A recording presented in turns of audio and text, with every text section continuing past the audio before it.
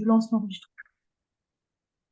Donc voilà un peu à quoi peut ressembler un programme, sachant qu'il y a beaucoup d'informations, beaucoup de destinations, que évidemment il faut faire des choix et que le principe des choix, c'est à vous de vous poser et de réfléchir à ce qui vous semble justement incontournable pour vous, les limites kilométriques, parce que encore une fois, dans les Balkans, il faut bien intégrer qu'à 40-50 km/h, sachant que tout ce qu'on va découvrir, c'est grâce à la route. Il faut bien prendre en compte donc les temps de trajet et que même si les kilomètres ne semblent pas si importants, ils le deviennent en temps de trajet. D'accord. Là, c'est impossible de l'empêcher. Si on veut pas, évidemment, si on veut éliminer ces paramètres, il faut se contenter de prendre l'autoroute et de ne rien voir sur son chemin et d'aller juste de point à point. D'accord. Non, mais ça, c'était pas mal. Mais ça, c'est pas votre objectif a priori. Je pense que grâce à vos informations, on va modifier beaucoup de choses de notre projet et puis voir si on peut tout intégrer dans le temps imparti. Sinon, on va aménager. Hein. Les, les, les, les hébergements sont difficiles En septembre, ça va. Ouais. Parce que l'essentiel du tourisme est quand même passé. Alors, évidemment, il y a des destinations qui resteront très chères, hein. Ouais. Mais normalement, en septembre, ça va. Alors, on va pas se cacher que je ne sais pas quelles sont vos habitudes d'hébergement, mais de plus en plus aujourd'hui, septembre étant la haute saison, il peut y avoir des limites de temps imposées pour les durées de séjour. Si vous Ah oui. dormez en appartement ou en maison d'hôte, ça arrive de plus en plus qu'aujourd'hui il y ait des exigences de temps.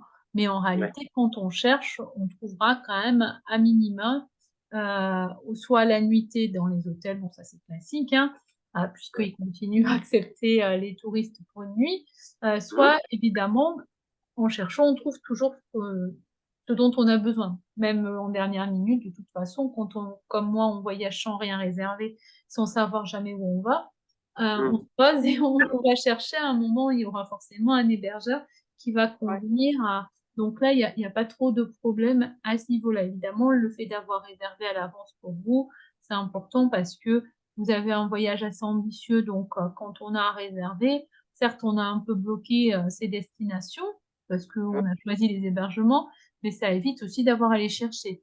Et que de Oui, toute c'est ça. façon, il n'y a que sur Internet qu'on va facilement pouvoir trouver des destinations à la nuitée. Parce que sur Mmh. place, évidemment, frapper aux portes, ça fait perdre du temps.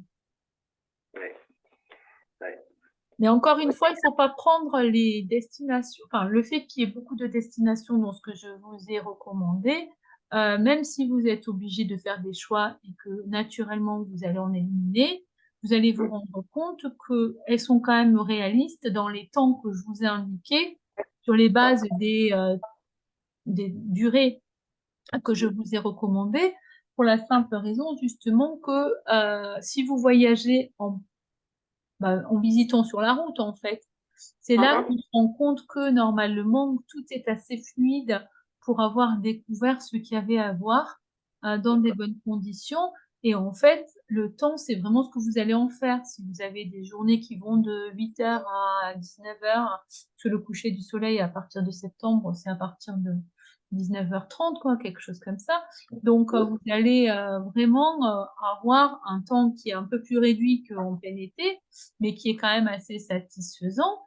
Donc, plus évidemment on a les journées disponibles, plus on va les aménager et à la limite, le confort de la journée, il va pouvoir se faire en fonction de ce que vous décidez de voir et de faire, hein, comme par exemple avec la je sais pas ce que vous avez prévu avec Angélique, si vous avez déjà une idée de ce que vous voudriez voir ou faire?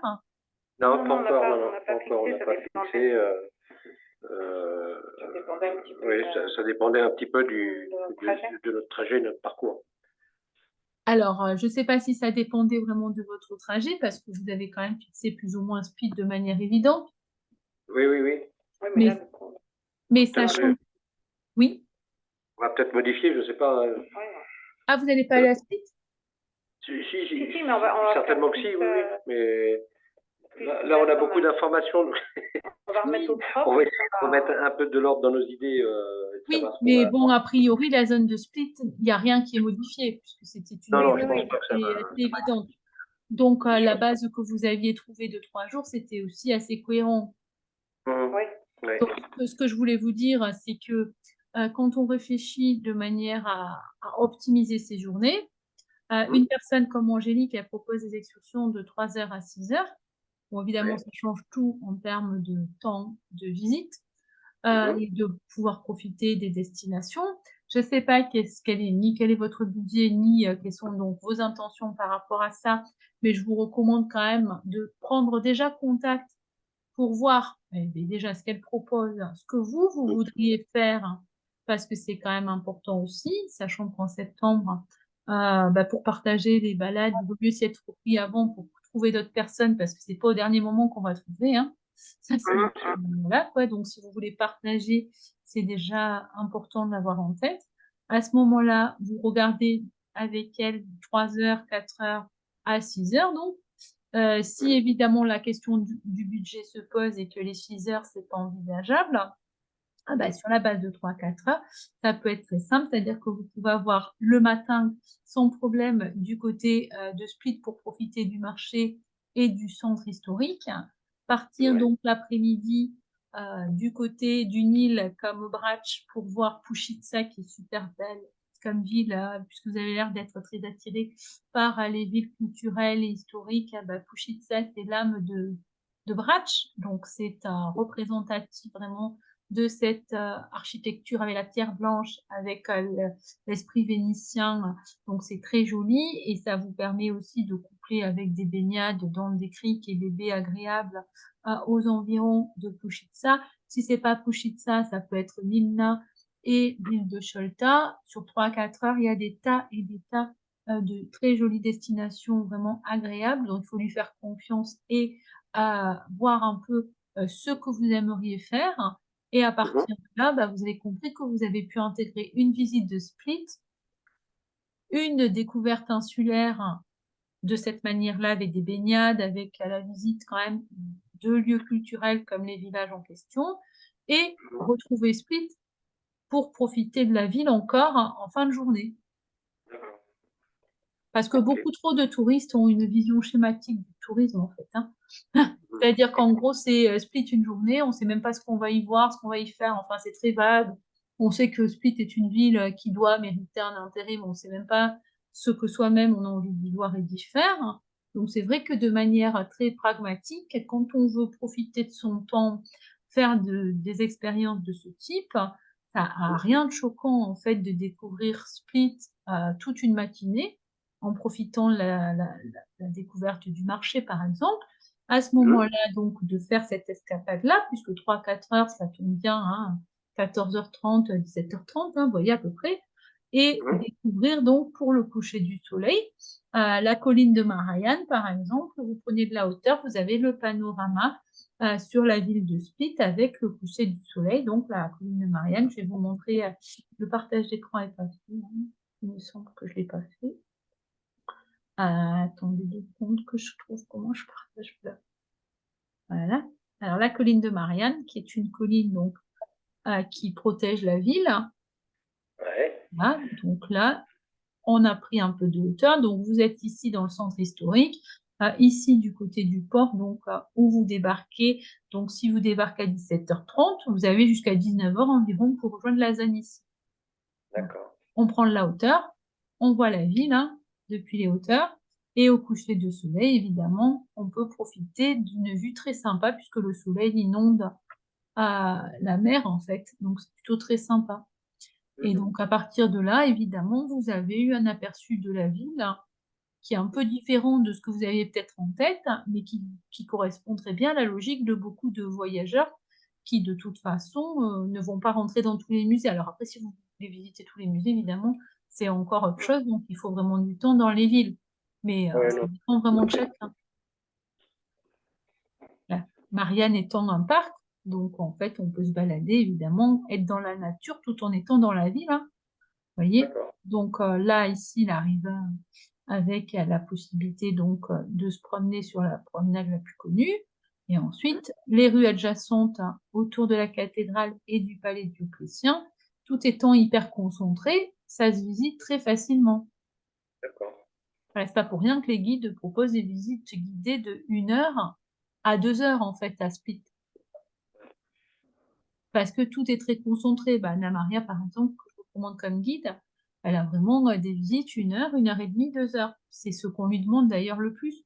Parce que comme tout est très concentré, les personnes qui la choisissent comme guide vont vraiment avoir un bel aperçu.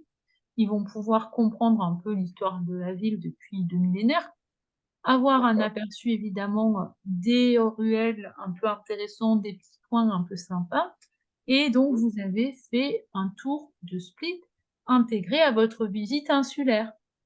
D'accord. Mais c'est une façon de fonctionner qui est forcément très nouvelle pour des touristes qui peut-être ont des habitudes assez, classiques de découverte des villes. C'est pareil pour Trogir. Trogir étant une petite ville qui a beaucoup, beaucoup de charme, mais qui peut très bien être, intégrée à la visite, par exemple, d'un archipel qui s'appelle Drevnik Veli Mali, qui est donc, pas très loin et qu'on rejoint avec un car ferry ou bah, avec Angélique justement, en excursion, si vous préférez aller du côté de Trogir et faire la découverte justement de Ras Mali. Voilà, c'est un archipel qui est très sympa, qui est connu pour le lagon bleu, mais le lagon bleu, c'est vraiment pas, ce qui est le plus intéressant justement, même si c'est ce qui amène les touristes et à ce moment-là, vous avez le matin, vous avez pu aller du côté de Trefnik Veli Mali et l'après-midi, vous allez découvrir Trogir jusqu'à la fin de journée, soirée, avec un aperçu de la ville de nuit, puisque les villes sont très jolies et très différentes la nuit. Donc essayez de D'accord. profiter de chaque ville, si possible, de jour et de nuit. OK. OK, OK. Donc, bah, reprenez en tête votre itinéraire, mais posez-vous quand même les bonnes questions, c'est-à-dire, bah, déjà en termes de distance à parcourir, jusqu'où vous décidez d'aller. Je pense que la limite, c'est vraiment à se demander si Dubrovnik et le Monténégro, oui ou non, parce que sinon, bah, votre limite va être du côté là, ici, de Korčula, en fait. Ouais, voilà, parce que si on fait, on n'avait pas prévu de faire tant d'îles que ça, mais là, vous nous avez donné un petit peu mis un peu l'eau à la bouche. Donc, du coup, on va peut-être passer un peu plus de temps sur les îles. Enfin, on va Oui, de regarder toute façon, ça. on va remettre ça On va remettre propre ça. avec les jours qu'on peut passer. Mmh, tout à fait. Bah, écoutez, de toute façon, l'idée, c'est aussi de donner, les possibilités auxquelles les voyageurs, par, mes connaissances, n'ont pas vraiment pensé. Sûr que Ouais. Korčula, vous voyez, je vous dis, les 4 jours à Korčula, c'est au top parce que vous avez vraiment la possibilité alors, évidemment, si vous y restez, que c'est votre limite, 4-5 jours, c'est même, vraiment le minimum parce que, bah, de là, on voit quand même beaucoup de très jolies choses, hein. Donc, Ah vous ouais. avez, la presqu'île également, hein, ici, entière, parce que bon, moi, je vous ai parlé d'Orebić, mais donc il y a Ston sur la presqu'île en question. Donc si vous vous arrêtez vraiment dans cette zone-là, il y a le parc de Millet, mais vous avez aussi l'Astovo, qui est une île vraiment précieuse, qui est pas connue non plus, des touristes et vers laquelle vous pouvez vous rendre en excursion en bateau. Pareil, hein, c'est une île fantastique avec des eaux cristallines, c'est les plus pures de tout le pays et vous avez, vraiment un environnement nature remarquable. Donc, vous voyez, c'est pas très loin, donc c'est en excursion privée ça, parce qu'il y a pas de possibilité vraiment de découvrir à la journée autrement qu'avec des excursions privées, mais ça vous permet d'ouvrir beaucoup, beaucoup de possibilités, vraiment. Voilà en gros, ce que vous pouvez découvrir. Juste vous montrer à quoi ressemble l'Astovo, quitte à vous avoir mis l'eau à la bouche pour que vous compreniez pourquoi je vous en parle, parce que pour moi, ça reste quand même une merveille, hein. C'est, très, très représentatif de la Dalmatie du Sud, sauvage, pas touristique et qui a gardé complètement, bah, voilà, ces paysages, vraiment les reliefs, dentelés, les toutes petites, les tout petits hameaux, au bord de l'eau avec, les eaux qui se mélangent avec les couleurs qu'on voit sur les cartes postales, mais qui sont vraiment dans la vie, en fait, réelle Également, vous voyez, comme c'est un archipel, il y a des petits îlots qui parsèment, donc on a ce genre de possibilités de visite. Alors bien sûr qu'à la journée, voilà, c'est pas possible hein, de tout voir comme ça, mais vous avez déjà la possibilité de vous rendre sur l'île, de voir les paysages un peu représentatifs côté mer, et c'est déjà très bien de vous baigner, d'avoir pu comprendre un peu cette Dalmatie-là. Voilà en gros à quoi ça ressemble pour achever sur une note un peu originale, puisque l'Achetovo est quand même une île magnifique.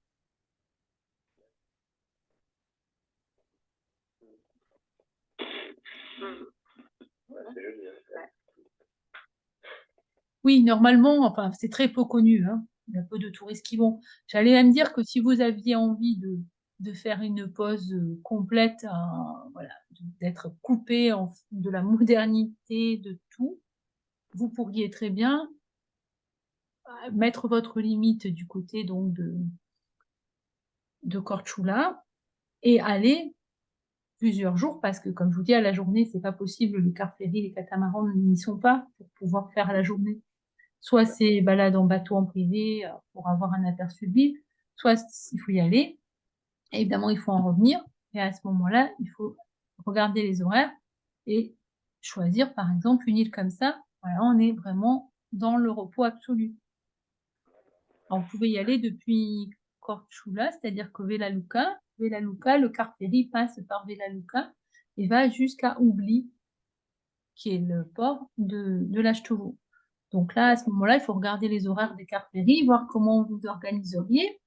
Et de là, vous pourriez très bien, donc, de Ugli, revenir à Split par le car ferry, c'est 4h30. D'accord. Ou 6h, ça dépend les liaisons. Mais dans tous les cas, je veux dire que on est dans des destinations, vous voyez, complètement idylliques, pas connues, et qui ont quand même une authenticité que toutes les villes que vous allez voir, que vous avez ciblées, ont perdu à cause du tourisme. Ah oui, bah oui. Ah oui. On peut pas, Pas tout on peut à pas, on fait. peut pas critiquer les touristes, sachant que nous, nous sommes des touristes. On peut aussi, permettez-moi de vous dire qu'on peut critiquer les touristes parce qu'on a beau être touriste soi-même, on rapporte de l'argent au pays où on va, mais on peut Sûr. aussi très bien s'y comporter et avoir un intérêt pour le pays, ce que tous les touristes n'ont pas.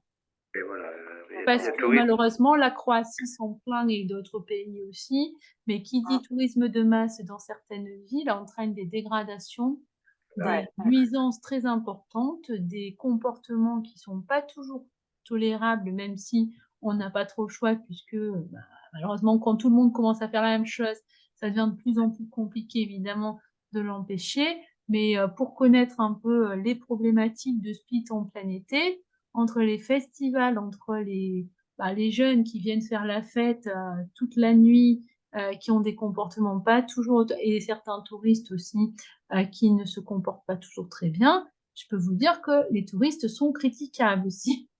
Parce qu'il y a des destinations qui, heureusement, permettent d'échapper à ces comportements pas toujours très agréables. C'est pareil à Dubrovnik, hein. Et que quand on voit le comportement de certains à Dubrovnik, que ce soit les tenues, en fait, hein, que portent certains sous prétexte qu'on va à la mer, d'aller en maillot, faire ses achats, enfin, ou se promener en maillot dans des villes, il y a quand même des choses, vous savez, qui sont pas forcément hyper non plus acceptables, hein, même si elles sont de plus en plus fréquentes, parce que malheureusement, c'est un peu général. Dans les destinations touristiques, finalement, tout est un peu permis. il y a peu de laisser aller. Mais à nous, évidemment, de faire en sorte de pouvoir intégrer autre chose hein, et d'aller ailleurs. Et en tout cas, toutes les recommandations que je donne, soit le petit déjeuner avec les dauphins, vous voyez, en fait, c'est une attraction qui est forcément pour des touristes, hein, puisque quand on dit dauphin, tout le monde a envie d'en voir.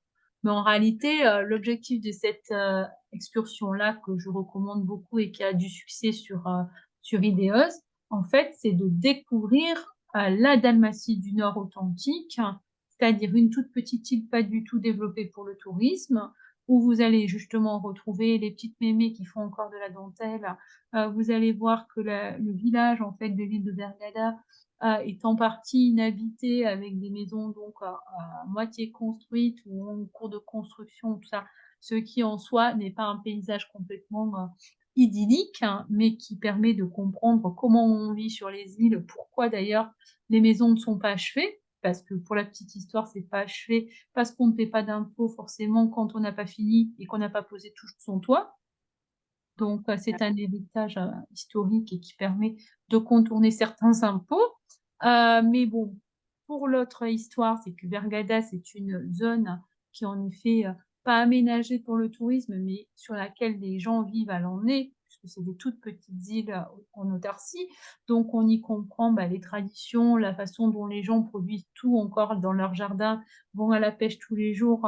En septembre, vous allez avoir beaucoup de calamars puisque c'est la saison. Donc voilà, calamar frit, tout ça, vous pouvez très bien, sur un coucher de soleil, aller, à la pêche au calamar si ça vous dit, hein. Parce que les personnes que je recommande, en fait, ce sont des passionnés qui aiment partager l'art de vivre de leur région.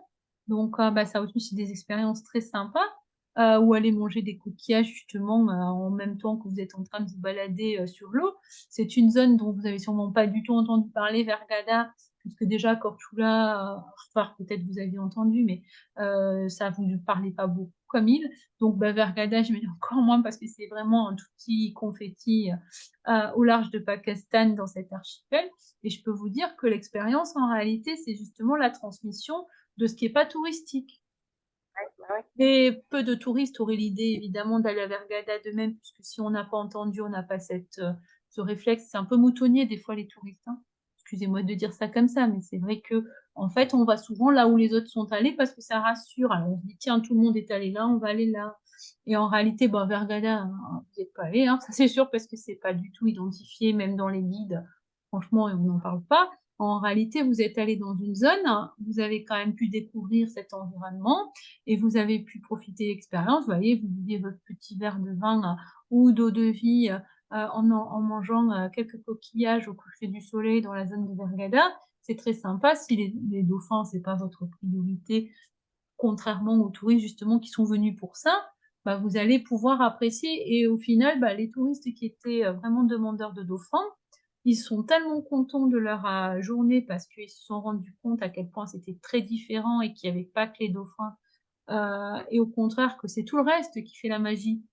C'est les dauphins, ça fait partie de l'expérience, la surprise, à condition qu'ils se présentent évidemment, mais dans la zone, c'est bien parce qu'ils sont plus ou moins présents, quotidien, voilà. C'est pour ça que c'est le petit déjeuner aussi parce qu'eux-mêmes, ils pêchent le leur le matin, donc plus tôt on y est, mieux c'est pour, avoir un aperçu des dauphins.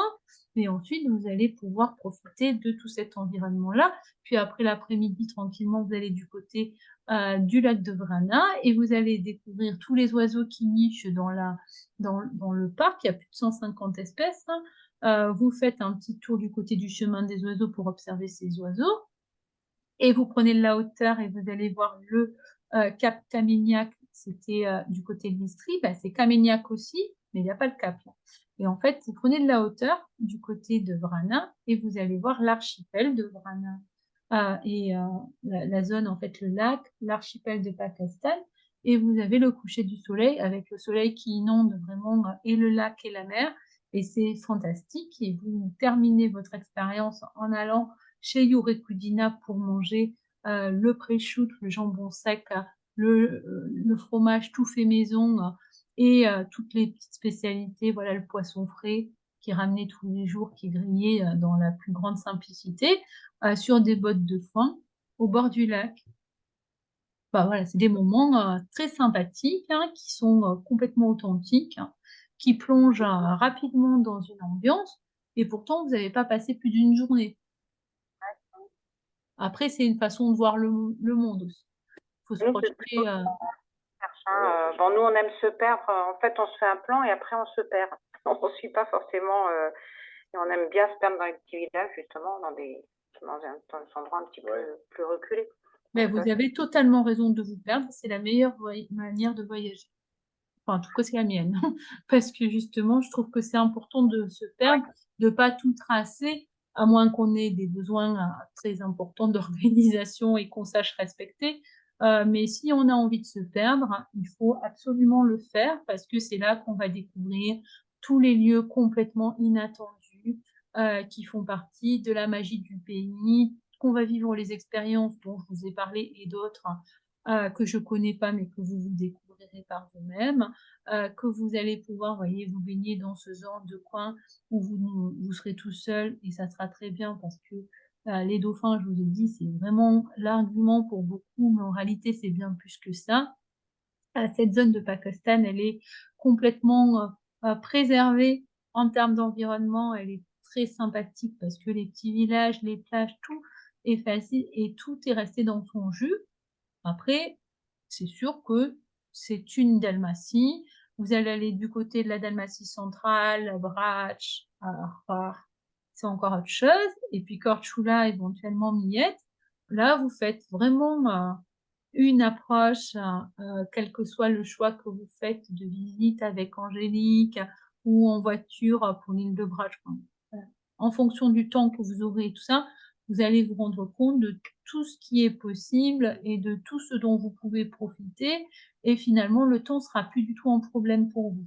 Au contraire, vous allez vous rendre compte que vous avez, vraiment profité, de chouettes expériences et comme ça votre expérience, du pays, elle est encore plus riche et elle se nourrit et des rencontres de personnes qui partagent aussi, vous savez, cet art de vivre qu'ils appellent Pomalo, Laganini, c'est-à-dire vraiment prendre son temps, ce qui est possible justement dans des lieux comme cela, puisqu'ils sont complètement, adaptés à cet esprit-là. Et quand je vous parle, vous voyez, des maisons qui sont, pas complètement faites, c'est parce que vraiment il y a une histoire là-dedans. Faire du snorkeling évidemment, moi, c'est ce que beaucoup cherchent, hein. Bon, quand on voit les dauphins, on est tout content parce que c'est aussi, un peu la magie de ce programme, mais en réalité, c'est bien plus que ça. Donc, n'hésitez pas déjà à prendre les contacts, à voir un peu par rapport à ce que vous avez repéré sur votre itinéraire, ce qui vous fait envie et à partir de là, à mon avis, beaucoup de choses vont devenir beaucoup plus claires, et vous allez savoir un peu ce que vous avez envie de prioriser. Mais si vous aimez, l'authenticité, j'insiste encore, hein, l'objectif, c'est pas de viser les villes comme celles que vous aviez identifiées, même si c'est que des repères, c'est de vous demander justement comment, faire de ces repères, bien plus que ce que la ville a à offrir. Šibenik, par exemple, c'est une très jolie ville que vous devriez, découvrir parce qu'elle est vraiment dans l'ombre de Zadar et Trogir et Split. Pourtant, elle est, et attractive en termes visuels et aussi parce qu'elle est très facile à visiter puisque tout est organisé autour de sa petite, son petit centre historique, en fait, hein. L'avantage des villes en Croatie, c'est qu'elles sont piétonnes, que les centres historiques sont finalement assez réduits et que tout ce qui est en dehors de ces centres historiques, il y a quasiment rien à voir. Donc, il faut juste identifier les zones en question. Et là, par exemple, vous voyez, moi, je recommande beaucoup, cet hébergement parce que la personne est francophone. Elle propose la sortie, des dauphins dont je vous ai parlé. Donc, c'est aussi, l'intérêt, une personne qui aime beaucoup les randonnées, les lieux de baignade, l'apnée, la plongée. Donc il y a quand même une vision, assez, complète de sa nature et qui va la faire découvrir de son mieux. Et ensuite, donc je voulais vous montrer Šibenik parce que justement, c'est de ça que je voulais vous parler. Vous voyez Šibenik que vous avez noté sur votre programme, qui est très joli et beaucoup plus authentique que les autres villes parce que justement, il y a moins de touristes, qui passent, donc elle est, mieux préservée. Vous allez pouvoir découvrir une ville comme Šibenik, voire en faire un point de chute parce qu'elle est très stratégique. Elle est à 80 km de Zadar, 80 km de Split, hein. Donc finalement, c'est très bien. En plus, il y a de la verdure, puisqu'il y a pas mal d'orangers, d'oliviers. Contrairement à d'autres villes qui n'en ont pas du tout, là, on retrouve la verdure. Il y a les points de vue très sympas depuis les hauteurs avec la forteresse. Et puis en face, vous avez des îles, hein, que vous pouvez voir là, hein, mais encore plus loin et qui sont pourtant très sympas aussi à découvrir. C'est l'archipel de Šibenik avec des tout petits villages qui vont vous permettre de découvrir justement ce que vous aimez, c'est-à-dire les villages typiques avec très peu de touristes puisque qui dit que la difficulté d'accès, parce qu'il faut accepter de choisir des liaisons pour s'y rendre, en fait, en bateau. Tous les touristes n'ont pas envie, vous voyez, de se contraindre, mais si vous en avez envie, il n'y a pas de souci, vous allez pouvoir découvrir tout cet environnement. Et en fait, sans aller jusqu'à Dubrovnik, c'est clair qu'il y a beaucoup, beaucoup à voir et à faire. Et Sophie Delpech, là, qui a proposé le reportage, elle a fait les 15 jours en suivant tous mes conseils. Et en réalité, elle est sortie des sentiers battus, puisque c'est ce que j'essaie de faire. Et vous pouvez découvrir un peu ce qu'elle a vu, donc vous serez vite convaincu que quand on se perd, on va vraiment découvrir de manière originale les lieux en question. Et on va pouvoir apprécier leur typicité. Donc voilà en gros ce que vous pouvez voir. Et donc l'archipel, pour terminer, parce que ça fait un petit moment qu'on est ensemble, l'archipel, vous voyez, où elle est allée aussi du Šibenik, et vous avez Zlarin et Prevut qui sont les deux îles en fait les plus connues, mais c'est un archipel, donc si vous avez envie de faire de la balade en kayak, pas de souci, hein. C'est des îles pédestres, hein. Donc voilà à quoi ça ressemble, tout petit village, hein, avec les bateaux de pêcheurs, puisque tout le monde va à la pêche pour vivre sans quitter l'île, hein. Donc ça représente la Dalmatie du Nord.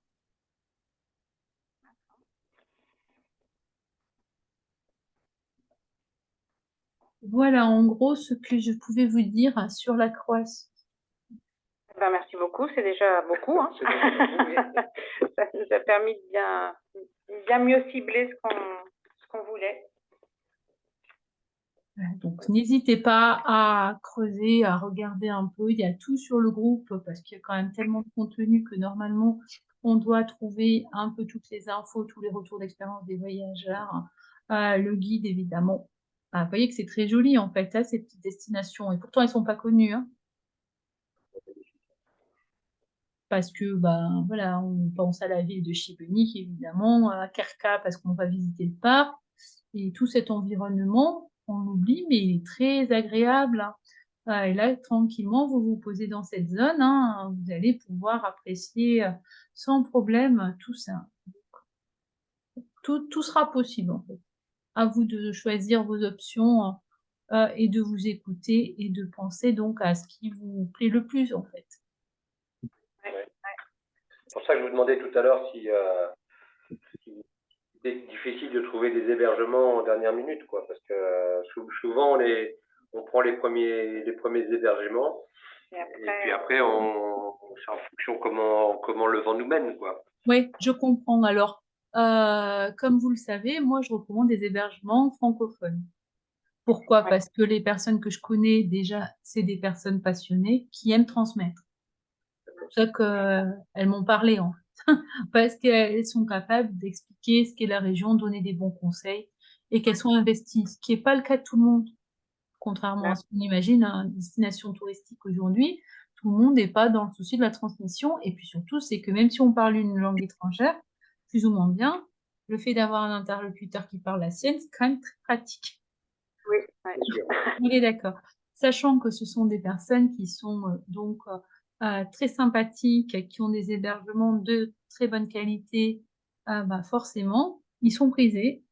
Et donc, ça explique pourquoi, s'il y a certaines destinations qui retiennent votre attention, il est toujours recommandé de réserver parce que, par exemple, la Villa Lena, là, de David, c'est un lieu qui est très, très apprécié, pas que parce que j'en parle à longueur d'année, hein, mais parce que c'est une personne qui a justement cette capacité à faire comprendre tout l'intérêt de sa région. Angélique, qui propose également des hébergements, à Tronvire, à Castella, le fameux village dont je vous ai parlé, qui est très très bien situé là, et ça fait campagne mer tout en étant entre les deux villes, Tronvire et Split, ou à Pochtrana, où elle habite elle. Voilà, c'est aussi des hébergements qui sont très agréables, mais qui sont forcément très appréciés. Donc, sur certaines zones, il est plutôt préférable d'avoir pu réserver. Après, évidemment, si vous réservez pas en dernière minute, il suffit de contacter, de voir si c'est disponible ou pas, et de faire en sorte où, évidemment, vous allez trouver des tas d'hébergements, hein. parce que ça ne fait pas souci, vous trouverez en fonction de vos itinéraires. L'avantage des personnes comme Angélique, surtout Angélique, parce que c'est comme moi une personne qui adore la gastronomie, qui est vraiment fin gourmet et qui vraiment aussi recherche les Konoba, les plus traditionnels avec toutes les spécialités typiques. Donc toutes les adresses qu'elle va vous donner, puisque c'est ça le partage, ce sont des adresses exceptionnelles, où on va bien manger, où tout est frais, où tout est préparé au moment avec des recettes, qui sont les recettes typiques de chaque zone, hein. Et donc normalement, l'expérience culinaire est au rendez-vous également. Et ça, c'est un avantage parce que sinon, vous pouvez simplement aller, de zone en zone. Alors ce qui se passe avec les Croates, parce que sans vouloir critiquer, mais un Croate à qui vous demandez une référence pour manger, il considère que vous êtes un touriste. Alors, c'est ce que vous êtes, vous l'avez dit vous-même. Vous êtes un touriste. Donc, qu'est-ce qu'il va faire? Il va vous envoyer dans un restaurant pour touristes. Ouais, Parce qu'en fait, les Croates, alors ils ont raison d'ailleurs, en un sens. Les Croates, en fait, ils conservent jalousement leurs adresses. Parce qu'ils ne veulent pas que les touristes y viennent. Mais c'est normal, quelque part. Si on veut préserver son héritage, on va éviter de le partager avec tout le monde. Donc en réalité, quand on est souvent chez des hébergeurs, il faut bien leur demander les lieux où vont manger les locaux, pour être sûr d'avoir les bonnes références. Parce que sinon, vous allez avoir tous les restos à touristes. Alors, il n'y a pas de souci, ils sont bons, hein, certains. Même à la Split, il y a des restos qui sont très, très, très populaires, qui restent bons. Mais en fait, c'est pas ce qu'on mange en Croatie non plus. C'est un restaurant, vous voyez, la tendance méditerranéenne, enfin, revisité, pour plaire à des touristes qui sont dans cette attente-là. Aujourd'hui, il y a plein de touristes qui vont en Croatie. Qu'est-ce qu'ils mangent? Des burgers. Voilà. Bon, le burger, on n'en mangeait jamais il y a 20 ans, hein, en Croatie. Enfin, on mangeait des pljeskavica parce que c'était le burger balkanique, hein, et c'était logique de manger ça. Mais un touriste, il veut son burger à l'américaine, quoi. Il veut pas une pljeskavica. Donc, c'est comme ça, en fait. Il faut bien le penser dans cet esprit-là. Donc, quand vous rencontrez les bons interlocuteurs, la chance que vous avez, c'est qu'ils vont quand même vous amener dans les lieux les plus sympas, les plus authentiques, qui correspondent à la philosophie que vous exprimez, en fait. Oui, oui, c'est sûr. Comme dans beaucoup de pays, hein. Oui, on est les touristes qu'on décide d'être, en fait, hein. C'est vraiment un choix. Il y a des personnes pour qui c'est pas un problème, ils vont dans une ville, ils la visitent à peine, hein, il y a pas de souci. Et puis il y en a qui la visiteront en profondeur et qui trouveront que même une semaine n'a pas suffi. Quand je dis qu'on peut visiter, Dubrovnik en un jour, certains vous diront que même ils y ont passé 8 jours, ils n'ont pas tout vu. Ben oui, c'est vraiment chacun ses choix. Mais je pense qu'une fois que vous aurez bien réfléchi, réécouté, les podcasts, fait vos tris et compris ce que vous aimez et ce que vous recherchez vraiment, et ben vous allez pouvoir, vous perdre, sur vos itinéraires qui correspondent à ce que vous êtes. Mais là, oui, on a une bonne idée déjà. Voilà. Bah, du coup, ça s'arrête, ça tombe bien. Il reste 1 minute, donc je vous préviens. Merci beaucoup. Merci bien. Oui, Et vous puis, nous avez bien aidés. puis si on a besoin, on vous contactera pour peaufiner les derniers détails. Oui, ouais, pas de souci, n'hésitez pas si vous repensez tout à me recontacter pour voir si, c'est cohérent, par exemple sur les itinéraires et tout. C'est pas mal de vérifier quand même tout ça, si vous en avez envie. Je vous enverrai les podcasts et les e-books donc, dans la foulée. Ok, bah merci beaucoup. Bien. Merci Je beaucoup. vous en prie. Allez, bonne nuit. Bonne nuit maintenant, oui. Bonne nuit, oui. Au revoir. Au revoir.